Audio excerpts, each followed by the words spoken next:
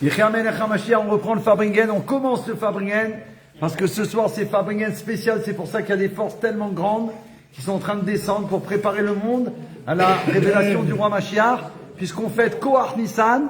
Kohar, c'est la force, le Rabbi dit, la puissance du mois de Nissan, c'est-à-dire qu'il inclut en lui tous les jours de Pessah qu'on a passés. Tu t'imagines toute la puissance de Nissan, de tous les enfants d'Israël qui ont fait Pessah, Kacher, Vesamer, ils se sont tapés à acheter la matzah shmura, à faire le nettoyage, à faire tout ce qu'on a fait dans le monde entier, sur la terre entière. Il y a un Chabad, je ne sais plus dans quel pays, ils ont reçu 5000 personnes. Ça dépasse l'entendement. Qui c'est qui peut servir 5000 personnes? Même dans un truc dîner de gala, tu peux pas. Au Kinous HaShurim, il y a 2000, 3000, 5000 personnes. À Pessah, où tu dois faire attention à la matzah et tout, imaginez les records du monde. C'est battu. Faire attention, la matzah à prendre. Incroyable. Alors, ça dépasse l'entendement. C'est ça, Mashiach. Ça dépasse l'entendement. Donc lui, le Rabbi, Kohar Nissan, il a poussé un cri général pour réveiller le Ham Israël. C'est-à-dire faire savoir qu'on était arrivé au temps de la venue de Mashiach, de la Géoula. Et qu'il fallait qu'on se réveille. C'est ça le truc. Parce que des fois, on est souvent endormi à cause du Yetzer Hara. Il nous a réveillés, il a poussé un cri. Je vous l'ai dit tout à l'heure, je le redis parce qu'on vient de redémarrer le Fabringen. Le Rabbi, il a fait savoir que, avec tout ce qu'il a fait, le Rabbi, et le Rabbi, il parle avec une franchise bouleversante, lui qui a consacré toute sa vie à diffuser le judaïsme, à éveiller les âmes, envoyer des émissaires dans le monde entier. Il n'y a jamais eu ça dans l'histoire du monde. Il déclare que tout cela n'a pas encore suffi pour faire venir Mashiach. C'est pas possible. Entre parenthèses, le Rabbi, les mots qu'il dit, ça veut dire n'a pas été utile. C'est très fort. Je vous dis, ils ont craqué, ils ont explosé en pleurs. Les chassidim, ils ont pensé qu'ils avaient raté le coche. Ils ont tout loupé. Cela signifie pas que tout cela a été inutile, bien au contraire. L'explication, elle est autrement, il faut bien la capter, le message du Rabbi. Mais que cela n'a pas encore atteint l'objectif ultime, la délivrance totale. Le peuple juif, il doit être délivré. Pas demain, pas Shabbat, pas maintenant. On ne peut pas attendre. Dieu, il veut. Comment si Dieu, il veut? Tu sais ce qu'il a dit, le Rabbi, à quelqu'un, mon frère? Il a dit, pourquoi vous mettez des conditions? Pourquoi vous mettez des conditions, monsieur? Le Rabbi, il a dit ça à quelqu'un. Il n'y a pas de conditions à mettre.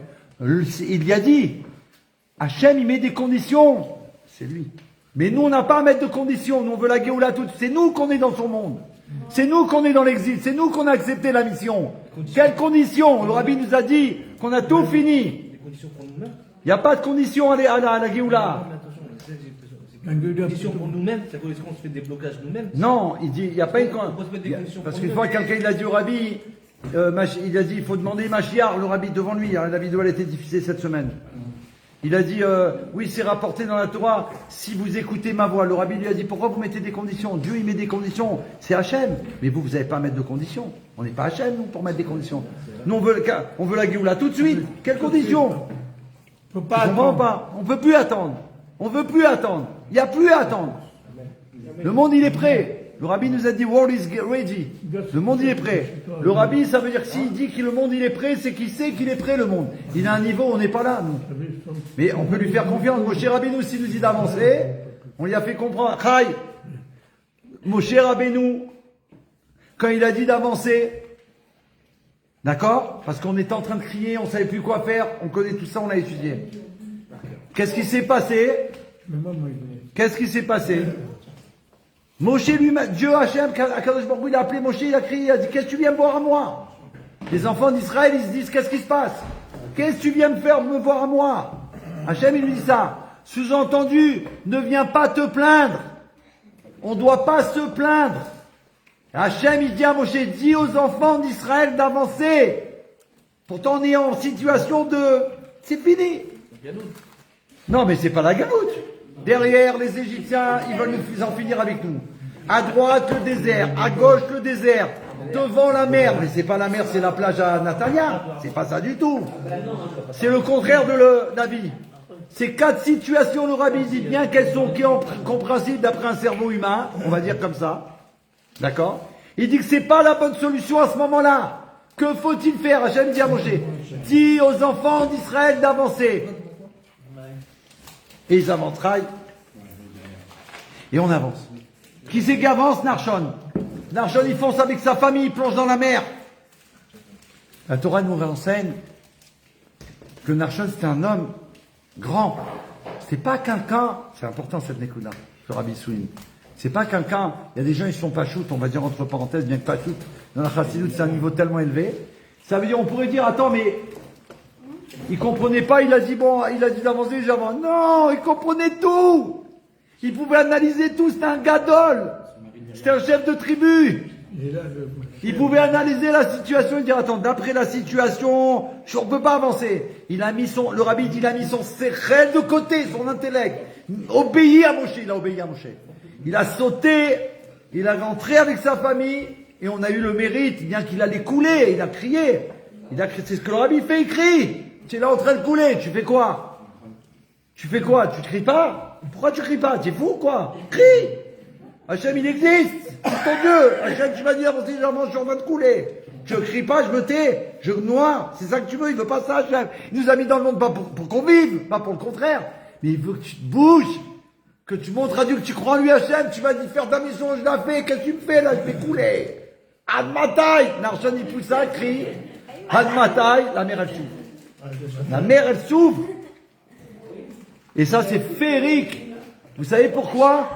Parce qu'en vérité, c'est rapporté dans la Torah qu'Hachem, quand il a créé le monde, il a mis une condition à la mer. Abraham, il a mis une condition. Il a mis une condition à la mer, à la création de la mer, il a dit, mer, je te crée à une condition. Quand mes enfants, ils vont passer, ils vont venir, je t'ordonne de les laisser passer. La mer, elle a attendu 2448 ans qu'on arrive. 2448 ans, c'est le moment où on est devant la mer. Et là, on est devant la mer. Et la mer, elle ne veut pas s'ouvrir. J'ai entendu un vort dernièrement. Pourquoi elle ne s'est pas ouverte? Puisqu'elle a eu un ordre de Dieu. Et elle avait accepté. À ce qui paraît, parce qu'elle ne nous a pas reconnus. Non. Ouais. Elle dit non, mais c'est pas eux. C'est pas possible. Elle nous a pas reconnus. Sous-entendu, on était complètement idolâtres. Mais c'est pas eux. Hachem, qu'est-ce qu'il a dit? Kadima, avance! On ne doit pas se faire avoir pour l'Yetzera. Je t'ai pas reconnu et tu m'as pas reconnu. Alors qu'est-ce qu'on a à faire? On obéit à Moshe Rabbeinu. On avance. Et le fait qu'il a avancé, il a forcé la mer qui avait accepté la mission divine de s'ouvrir, parce qu'elle est obligée d'obéir à Hachem. Parce que sinon elle n'existe pas, la mer. Il n'y a pas lieu qu'elle existe si elle n'obéit pas à Hachem. Et à ce moment-là, elle s'ouvre. Et nous, on traverse. Et on connaît les miracles. Et tous les ennemis d'Israël, ils sont partis. Shvi Shel Pessah. Le 7e jour de Pessah. Cette année, Shvi Shel Pessah, le Amalek de Rome, il a disparu du monde. Shvi Shel Pessah. On parle pas de son nom, hein. Il n'existe même pas. Il n'y a pas de place. Il n'y a pas de place. Quelle place tu parles? Mashiach, c'est lui qui a la place de tout. Il n'y a même pas de place. Mais non, le contraire de Mashiach, il n'existe pas. Il a dégagé du monde. Tous ceux qui s'opposent à Mashiach, ils dégagent du monde. Shvi Shel Pessah. Il faut mesurer les mots parce qu'il faut faire très attention. Et ça, c'est ce qu'on a vécu. Donc on a vu déjà des résultats, il y a eu quelque chose. C'est pas on est rentré Pessah, on a fait chacun Seudat Mashiach, on est rentré, on pourrait dire rien n'a changé. Comment rien n'a changé? Comment rien n'a changé? Tu es là, mon frère. Tu es là, tu es là, tu es là, et tu es là. Et il est là. Et il est là. Et lui, il est venu aussi. Attends, ça n'a pas changé. T'as compris? Ça veut dire, on peut même pas s'imaginer, on a fait Farbringen, mais on est là. Donc ça a changé. De Reims, il est venu. De Reims, il est venu à Neuilly, au Bet Rabat, et il a offert la Séouda. En plus. Il faut faire les chaïs, mes amis. Aïe, aïe, aïe, aïe, aïe, aïe, aïe, aïe, aïe, aïe, aïe, aïe, aïe, aïe, aïe.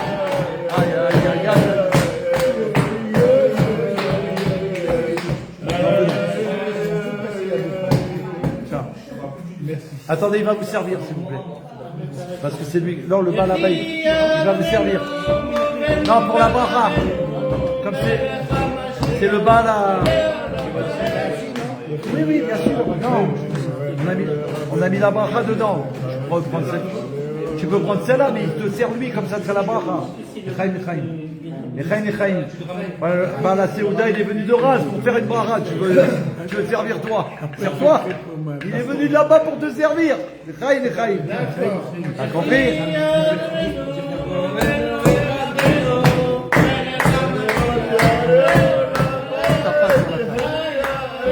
On peut pas.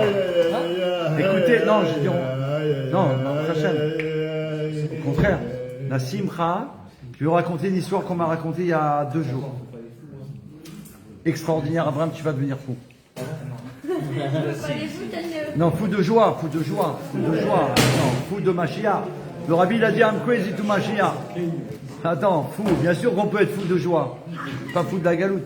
Je sors de Shnéor, il y a un sas à Shnéor, il y a un sas, tu sais, je suis bloqué dans le sas, on ne peut pas rentrer. Et dehors, il y a une amie, la fille de Rabbi Yitzhak Rosada, qui est mariée, qui a des enfants, hein, une des filles, pardon. Et alors on attend le déblocage, elle rentre, elle me dit, David, tu es au courant? Je lui dis quoi? Elle me dit, écoute bien cette histoire. Là, pendant Pessah. Ça fait quelques jours, hein. Il t'a servi? Maintenant, je te sers encore. Donne-moi ta bouteille. La tienne, celle que tu voulais. T'as compris? Là, c'est une double bracha. Donne-moi ton verre. Ah non, non. Oui, je sais, mais il voulait de salade, donc il faut faire plaisir à chaque juif. Ce qu'il veut, chaque juif, il doit l'avoir pour la Géoula. Parce que voilà, quand un juif il est touché, ce qu'il voulait, il a eu, il dit c'est pas possible, c'est un truc de fou. C'est Hachem, il nous aime à ce point-là. Mais on peut pas savoir, c'est pas à ce point-là, c'est au-delà de tout ça. La dame, elle me dit, Dvorah, elle s'appelle. Elle me dit, David, il y a eu un miracle dans ma maison extraordinaire. Abraham, écoutez ce miracle. Là, c'est passé à Pessah. Elle me dit, on est à la maison, on est en plein Pessah. Elle m'a dit, pendant Yom Tov, ok, les enfants, ils sont fatigués, elle a beaucoup d'enfants Baruch Hashem. Elle m'a dit, je sais pas pourquoi mon mari, il a été voir ma fille dans sa chambre, tu vois, pour voir si tout va bien. Comme tous les papas les enfants d'Israël. Ils rentrent dans la chambre, sa fille, elle a les yeux ouverts comme ça, elle est grise. La bouche ouverte. Dieu en préserve. Il commence à lui faire du bouche à bouche. Un affaire, le cœur, il essaie de la réveiller, un enfant.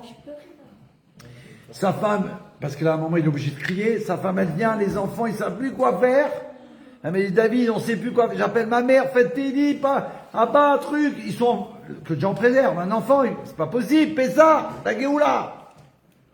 Elle m'a dit, David, tout d'un coup, je sais pas ce qui m'a pris. J'ai dit à tous mes enfants et à mon mari, j'ai dit, écoutez-moi bien. Venez, on se prend par la main et venez, non, elle m'a dit, pardon. Venez, on chante et on danse. Autour de la ville, ils ont appelé les pompiers, hein. Ils ont appelé les pompiers. Les pompiers, ils arrivent. Et eux, ils chantent et ils dansent. Et la petite, elle est allongée, elle est plus là. Que Dieu en préserve, si on peut dire. Sa fille. Ils chantent, ils dansent, les pompiers, ils arrivent, ils essayent de faire. Et eux, ils disent, attendez, ils chantent, ils dansent, ils chantent. Et la petite, et elle se réveille. Je me dis, David, c'est ce que le rabbi nous a dit. Est-ce qu'on est conscient que ma chère, il est là vraiment, Meir Layani, Narmi, Admatai, jusqu'à quand Dvoraléa? Jusqu'à quand? Jusqu'à quand tu m'envoies des messages et je comprends pas? Myriam, jusqu'à quand? Tu comprends? La simcha, de croire en Dieu, c'est pas possible. Elle m'a dit, ma fille, elle a été sauvée. D'ailleurs, on fait un lechaim pour sa fille, je me rappelle plus de son nom, et j'ai dit que je le ferai qu'elle soit bénie. Mais rien que pour raconter les miracles. Ça veut dire, si tu crois danse, chante, tu crois en Dieu, danse, chante. Myriam, elle est sortie, elle a dansé, elle a fait danser toutes les femmes. Le rabbi a dit, on doit danser dans la rue. Si un non-juif doit danser, la première des choses, il y a un asile à Aubervilliers, à côté des Cochenor. Il y a des asiles partout. Je vous donne l'adresse où je vous accompagne. Pourquoi vous êtes comme ça? Tu lui dis non, parce que ma chère, il arrive. Ma chère, il est là. Et là, tu lui expliques, c'est la vérité. Il ne faut pas avoir honte de dire la vérité. Parce que c'est la seule vérité. Et bien sûr, on est sûr et certain. Le rabbi dit que celui qui cherche sa parnassa, en vérité, il doit avoir s'il a une confiance totalement absolue en Hachem, qu'il est guéri, qu'il n'a pas de maladie, de quoi tu nous parles? J'ai ça, quoi j'ai quoi? C'est Dieu le maître du monde, c'est pas nous. On a confiance en Hachem. Amen. Voilà. Amen. Rien du tout. Une fois, il y a quelqu'un qui est passé devant le rabbi, il a dit, mon fils, truc, il s'est mis à pleurer devant le rabbi. Les docteurs, ils ont dit qu'ils ont trouvé ça et ça et ça et ça. Le rabbi lui répond, ce qu'ils ont trouvé les docteurs, ils vont le perdre. Il a dit ça? Oui. Ce qu'ils ont trouvé les docteurs, ils vont le perdre. Le mec, il est choqué, il comprend pas, il voulait, tu vois, que le rabbi lui dise, mon frère, du bracha et tout. Il comprend pas, il sort, il est en pleurs, il sait plus ce qu'il arrive, il arrive à l'hôpital, il voit les docteurs qui sont en train de, dans la chambre de l'enfant, en train de regarder toutes les radios en panique. Et lui, il dit, ça y est, mon enfant, il n'est plus là. Docteur, qu'est-ce qu'il y a? Non, non, non, c'est pas, non, non, il dit, non, monsieur, pas du tout, attendez, laissez-nous, on peut pas. On est obligé de faire des vérifications. Mais quoi? Mais qu'est-ce qui se passe? Ils sont tous les docteurs de l'hôpital, ils sont venus dans la chambre. Ils regardent des radios comme ça, ils disent pas à l'endroit, à l'envers. Ils comprennent pas. Ils savent plus lire. Et ils disent, mais qu'est-ce qu'il y a? Qu'est-ce que vous faites? Non, parce que écoutez, voilà, je vous dis franchement, c'est incroyable ce qui se passe. Voilà, ça c'est les radios où il y avait la maladie. Et là, on a refait les radios, il n'y a plus rien. On a perdu la chose. Ce que le rabbi, il a dit. D'où ça existe? Le rabbi, il a dit sur le rabbi précédent, il a dit qu'il est le maître de la nature. Dieu lui a donné ce pouvoir. Pour nous, pas pour être un magicien, il n'y a pas de magicien chez nous. Pour la fille, un miracle comme ça avec mon fils. Racontez alors. Pour la fille, un matin, on se réveille comme ça. Écoute, ça y est, on a déjà passé ça. Voilà, il raconte un miracle qu'il a eu lui. Un matin, on se réveille et on entend le petit brailler. Il avait, extraordinaire ce qui se passe ce soir. 3 mois. Et plus ça allait, nous on n'avait pas envie de se réveiller, enfin de se lever, et plus ça allait, et moins il braillait. Et jusqu'à plus du tout. Alors ma femme a été voir très vite, elle m'a appelé, elle m'a dit viens vite, viens vite, viens vite, il y a un problème. Effectivement, je vois le petit, il était gris, et il était comme un torchon. Vraiment ça, rien. La folie, comme l'histoire là qu'on a racontée alors. C'est pour ça que Vas-y, vas-y mon frère. Et donc on appelle son médecin, son pédiatre, qui vient tout de suite, il est venu, il nous a dit je peux rien pour lui, c'est l'hôpital tout de suite. Donc il appelle l'hôpital, on est reçu à l'hôpital. C'est un enfant de quel âge? 3 mois. D'accord. Et le médecin de l'hôpital, le chef de service, c'est un juif. Et, Vas-y, vas-y. et il prend le petit, il va dans la salle pour sculpter. La folie, ce qu'on entend des miracles, des Et merveilles. il ressort en me disant votre fils, il en a pour 20 minutes, c'est fini. Tu entends? Shalom, ce qu'il a osé dire, un docteur, il en a pour 20 minutes votre enfant. 20 minutes. Et moi, du coup, d'abord, j'ai appelé mon père pour lui demander de faire des brachot. Bien sûr. Et ensuite, j'ai appelé mon ami, qui s'appelle Gilles Cohen, qui est un ami d'enfance. Gilles Cohen d'Aubervilliers? Non, non. Ah. Et il m'a dit j'envoie immédiatement un fax au rabbi. Bah, à l'époque des fax. Voilà, là. D'abord, il faut faire une lettre. Des millions de fax au rabbi, ils ont reçu. Des millions. Et ma femme me dit rentre vite à la maison. Là, il n'y a plus rien à faire. Va t'occuper des 2 autres enfants. J'avais 2 autres enfants, un de 4 ans, un de 6 ans, qui étaient restés à la maison. Il y a quel âge votre fils? Il a 32 ans.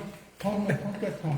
Donc ça fait 34 ans l'histoire. Écoutez les enfants, Attendez, c'est une c'est histoire, pas un fini. miracle, il est avec nous devant nous. Justement, c'est pas fini. Bah oui. Et Vers les failles. comment dire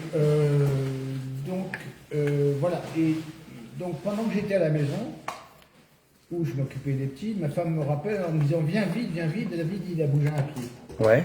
Donc je reviens vite à l'hôpital et là le médecin me dit il est vivant, mais on se revoit dans 48 heures. Je lui dis d'accord. 48 heures plus tard, je vais le revoir, je lui dis, vous voyez, il est vivant. Et il me répond, oui, mais il ne marchera pas et il ne parlera pas. Ah, d'accord. Ah, il est devenu prophète, le docteur. Voilà, c'est ça. C'est ça. Il est devenu... ce que le rabbi dit, tu vois, il s'est pris pour Dieu, quoi. C'est ça, là. Il est resté 21 Le rabbi dit, jours. quand un docteur il dit ça, il ne faut pas l'écouter. Il faut le savoir. Hein. Il est resté 21 jours dans le coma. Au bout de 21 jours, il se réveille et comme s'il n'avait rien eu. Incroyable. Le 21, le Rav Ginsburg, il dit, ce chalier du rabbi, c'est le chiffre de la délivrance, parce que le 7e jour de Pessah, c'est le 21 Nissan. Donc, on s'en va, et 15 ans plus tard, ma femme m'appelle en me disant David il est tombé par terre, il ne se relève plus. Alors moi, paniqué, Ça recommence. je rentre à la maison très vite, je le prends et on va à l'hôpital. Et on est reçu par un jeune interne qui était donc pas là 15 ans plus tôt. qui l'ausculte en me disant c'est rien, il a un problème, mais c'est rien du tout, il le rétablit. Bon. Et après, il me dit est-ce que c'est le même David Cohen qui était chez nous il y a 15 ans? Je lui dis oui, pourquoi? Il me dit parce que chez nous, c'est resté un cas d'école. Voilà. Un cas d'école. Voilà. Un cas d'école, ça veut dire que c'est. Voilà. Jusqu'à aujourd'hui, ils étudient parce qu'ils comprennent pas ce qui s'est passé. Il devait partir 20 minutes après, le lendemain, le surlendemain, et il est là. Voilà. Donc les miracles, les merveilles, ça concerne le peuple juif. Une bracha pour ma maman. Qu'elle soit en bonne santé pour accueillir Mashiach. Et mon frère Chaim Abraham, une bonne santé pour être Mashiach. Pardon? En 1991, on vient de dire, c'est le cri du rabbi. On croit en Dieu ou on croit à quoi? On croit qu'en Dieu. Il y a Minou Bachem ou Moshe Abdo. Il avait 3 mois, il est né en quel mois? Et il est où? Il est né peut-être la date, si on veut. D'accord, mais. Il est né le 3 octobre. Donc c'était après les fêtes. Ok. Chicherie. Il faut vérifier, quoi, parce que peut-être c'était septembre, peut-être, on ne sait pas. En tout cas, c'est à Shvi Shel Pessah que là, la Torah nous rapporte qu'on a cru en Hachem, véritablement, et qu'on a cru après à Moshe Rabbeinu. Quand on a vu tout le monde, ça veut dire que cette Nekuda est très importante. Vous savez pourquoi? Parce que même les non-juifs, les Bnei Noirs, les futurs Bnei Noirs, les futurs Chassid du Mot Haolam, la Torah elle exige d'eux. Pour être un Bnei Noir, ça suffit pas de faire les 7 lois de Noé. Faut le savoir. Le mec qui croit qu'il se rend quitte, il fait les 7 lois de Noé, ça va être martyrisé pendant 3000 ans et il fait les 7 lois et il est quitte. Non, pas du tout. Pour être un vrai, t'as compris? Pour être un vrai chassid ou mot haolam, un juif parmi les nations du monde, il faut faire les 7 lois de Noé, mais pour les faire, il faut croire en Hachem. Et croire en Moshe Rabbeinu, comme les enfants d'Israël. Un non-juif, il doit croire en Hachem et en Moshe Rabbeinu. J'ai oublié de